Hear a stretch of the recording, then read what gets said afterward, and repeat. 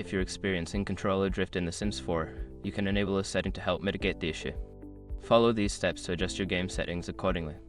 Step 1. Open The Sims 4. Launch The Sims 4 on your gaming console or PC.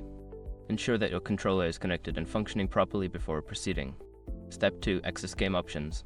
From the main menu, navigate to the Options menu. This can usually be found in the lower right corner of the screen. Step 3. Select Controls. In the Options menu, look for the Controls tab. Click on it to access various control settings related to your gameplay. Step 4. Adjust controller settings. Within the Controls tab, find the option for controller drift or similar settings. Enable this option to help reduce the effects of controller drift during gameplay. Step 5. Save and exit. After adjusting the settings, make sure to save your changes. Exit the Options menu and return to your game to see if the controller drift issue has improved. By following these steps, you should be able to enable settings that help with controller drift in The Sims 4. Enjoy your gaming experience.